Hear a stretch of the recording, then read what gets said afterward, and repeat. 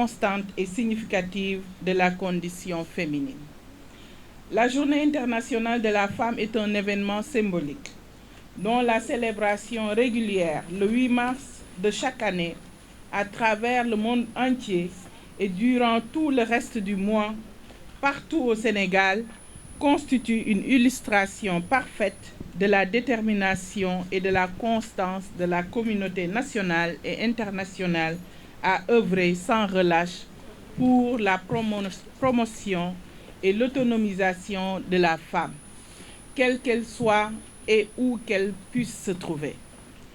C'est la raison pour laquelle j'ai tenu à ce que le ministère de la Jeunesse puisse, à travers cette belle rencontre, jouer sa partition. Et c'est donc l'occasion pour moi de féliciter très chaleureusement Madame la coordinatrice de la cellule genre pour cette belle organisation. Mesdames, Messieurs, il est souvent dit que les succès d'aujourd'hui sont le fruit de hautes luttes d'hier.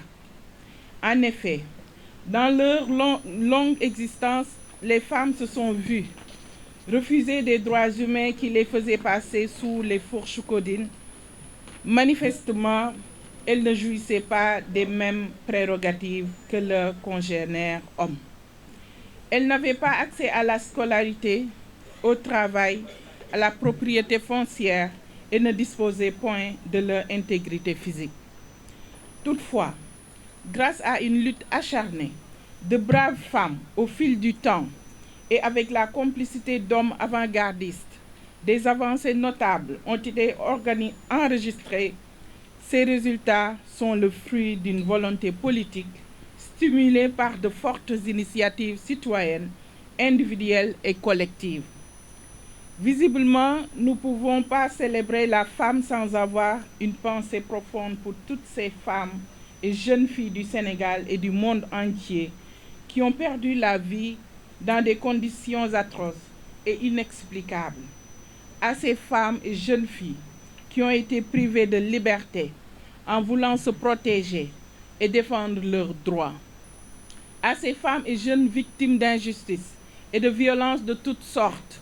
À toutes ces femmes et jeunes filles que la société a tendance à rejeter, ignorer et marginaliser à cause de leur situation de handicap.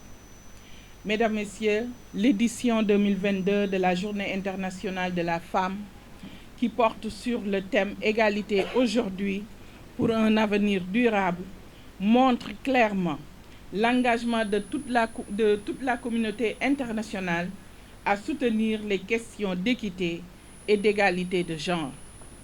Notre pays, en ratifiant des conventions et instruments internationaux, tels que la Convention sur l'élimination de toutes les formes de discrimination à l'égard des femmes, le protocole de Maputo et autres engagements et recommandations issus des sommets sur l'égalité entre les hommes et les femmes, a prouvé tout son attachement à la promotion des droits humains, à l'autonomisation des femmes et à l'égalité des sexes. Cela peut être attesté par l'adoption de la loi 2005-06 du 10 mai 2005 relative à la lutte contre la traite des personnes et pratiques assimilées et la protection des victimes. La loi 2010-11 du 28 mai 2010 instituant la parité absolue homme-femme.